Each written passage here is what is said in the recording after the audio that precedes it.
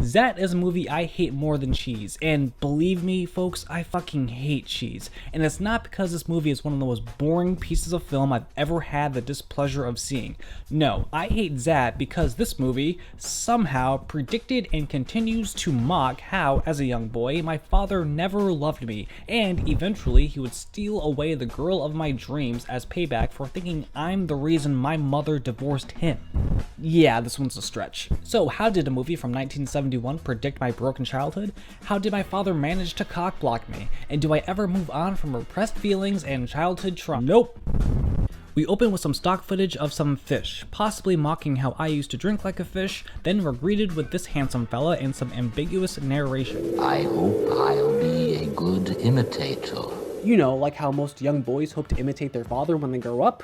You know, instead of, spoiler alert, fighting their dad in an RV to win back the girl of their dreams. Next we see Dr. Leopold walking back to his lab alone, similar to how I was often alone as a child because my father never wanted to play catch with me. Finally, Dr. Leopold turns himself into Zaat, a big fish thing with sneakers. I don't fucking know. So the first thing Zaat does is head over to a lake where he swims around with other fish, which is strikingly similar to how my father would rush to a bar every day when they opened at 11 a.m. and get drunk with other people who also drank like fish. You know, instead of playing catch with his son. Then we meet the sheriff and this guy who's just doing his job. Just doing my job, Sheriff. It's clear this guy is doing all the work fishing while the sheriff just sits on his ass and sleeps. This is a callback to the one time me and my father ever bonded. We went out to a nearby lake. The air was crisp and the autumn foliage glowed a beautiful vibrance. The calm silence was only interrupted by the soft calls of birds, the occasional fish jumping up and splashing back into the water, and the soft racist mumblings of my father as he drank a cheap pint of bottom shelf vodka and passed out in his lawn chair. After seeing I hadn't caught anything all day, he didn't speak to me for the entire car ride home. His disappointment radiated all throughout his pickup truck. I internalized all of it, crippling my self-confidence for years to come. Anyway, what are we talking about? Oh yeah, Zaat. So if you look closely in this shot, you can clearly see a crew member in the reflection of the bus. This is a reference to how my father was incapable of self-reflection, which ultimately led me to being incapable of self-reflection. Yeah! Then this movie casually drops the N-word like it's nothing. Billy, the damn lover to boot. Just like how my father would say the N-word whenever he got really upset, or kind of irritated, or just whenever because he's a huge racist. Next, Zaat kidnaps a woman and tries turning her into a fish like himself, but the transformation is a failure, just like my parents' marriage, which I was often told was all my fault. Because of this, Zaat ends up having a temper tantrum. This is similar to the reaction my father gave after obtaining full custody of me in court. This made him very upset, and I would often have to hear about how the divorce was all my fault and how they were so happy before I was born and how I kept him from pursuing his dreams. You know, like what a loving father would say. Eventually, me and my father moved into this sick house that had wheels, just like the one in this next scene with these three young scientists. Eventually, they encounter Zaat and a fight breaks out.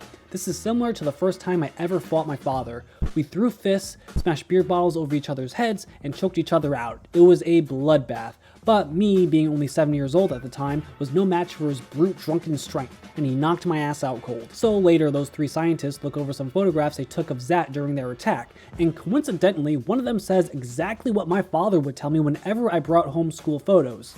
Even photographs ugly. Years pass, and I can tell my father still hates me because of all the late night drunken temper tantrums he would have. Alright, so next we see two teens making out outside. This is very similar to the first date I had ever had with the absolute love of my life, Martha.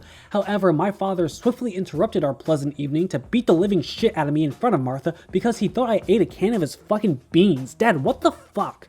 And because of how embarrassing and inferior I looked getting my ass kicked, I never saw Martha again.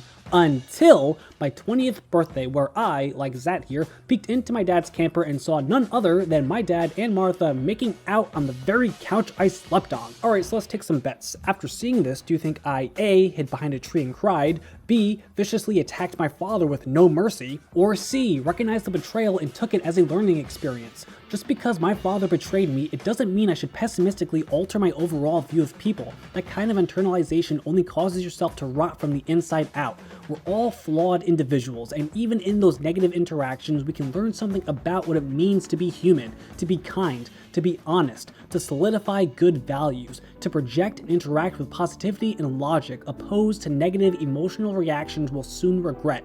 We're all just humans trying to figure ourselves out in this crazy world, and the best thing we can do is to treat each other with the same love and respect that we wish to be treated with.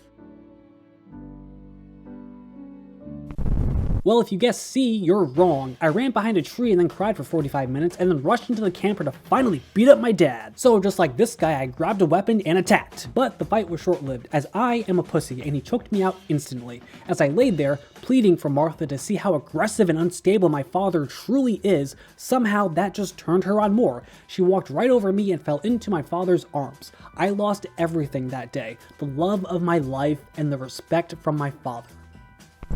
Haha, anyway, what are we talking about? Oh yeah, Zaat. 2 out of 10. It sucks. Just like you, Dad. Okay, love you, bye.